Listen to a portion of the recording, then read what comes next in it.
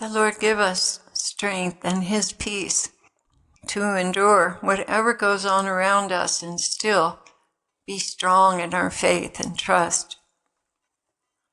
Ezekiel and I have been very sick lately, and we wondered what in the world was going on. And it was definitely an offering. Well, the earthquake was huge that happened in Turkey, and we've been praying for the victims of the earthquake. And I finally asked the Lord about what the reasons were for the pain that we've been going through. And He said, number one, the wave of radiation that hit the earth really hard. And on the 19th, there's supposed to be another one that's 7 times bigger, more intense than what hit the earth. And they believe that it has something to do with the earthquake as well.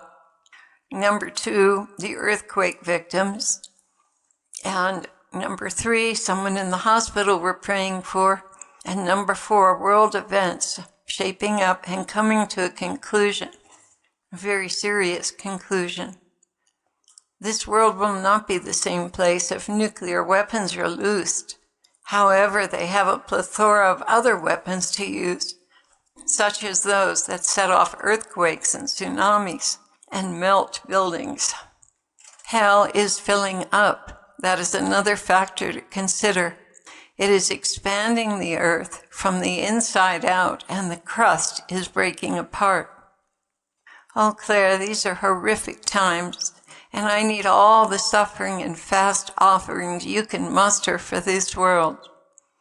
Do not worry so much about being productive, especially with my music. Worry more about praying for conversions in the very last moments of their lives.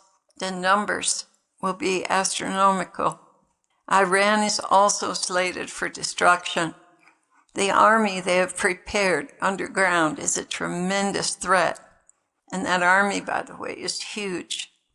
As things heat up, more and more people are becoming aware that the world is headed for war. What they do not know is the plethora of deadly weapons of mass destruction that have been created. These will come as a shock to the world. And actually someone put something on Twitter that looked like a beam of light, and it hit the epicenter of the earthquake. It was a huge beam of light. It looked like it was a mile wide, coming down out of the clouds. And that's exactly when the earthquake happened. However, I do not want my people to fear, even as I continue to give you readings on fear, and not be afraid. So will I cover my faithful ones, if they will continue in prayer and prepare their homes as a safe haven for others. And Henry Groover talked about this. He saw prayer groups assembled in different homes, and when they were praying, there was a dome of protection over them that the enemy could not penetrate. So it'll be a good thing to have prayer groups come together, and also for you to have enough items to help other people, enough water for other people, enough food for other people. If you can do that, that would be really wise. And if for some reason you fall short, I have a lot of faith that the Lord will increase whatever you need for the people that are there.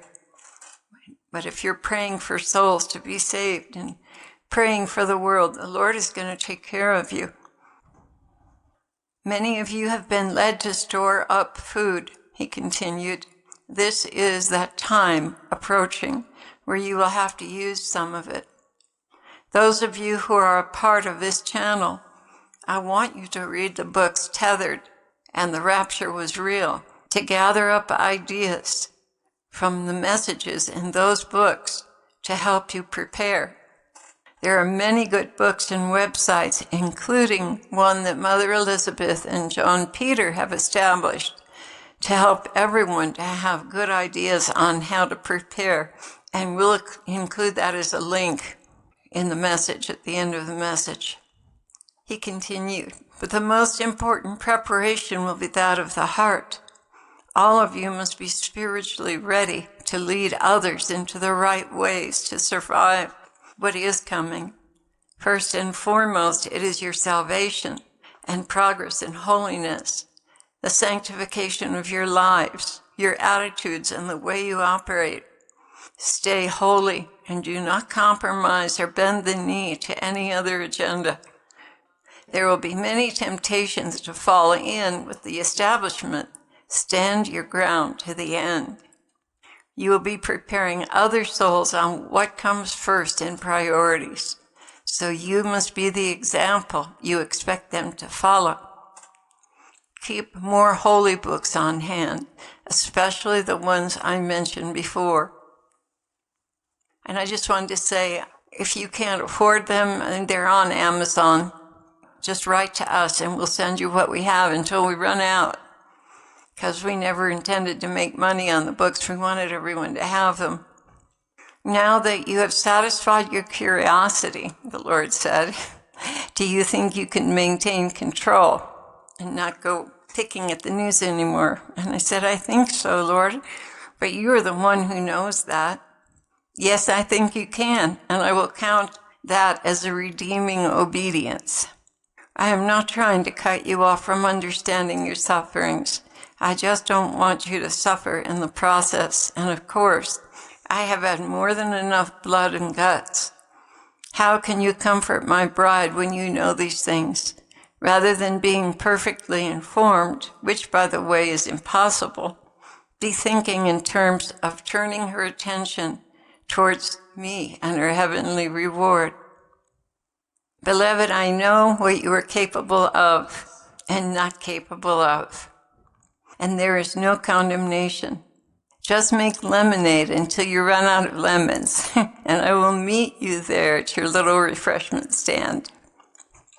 Yeah, that's what I say when things get so heavy. I can't turn to the left or the right. I say, okay, we got lemons, we better make lemonade. And that was the end of his message.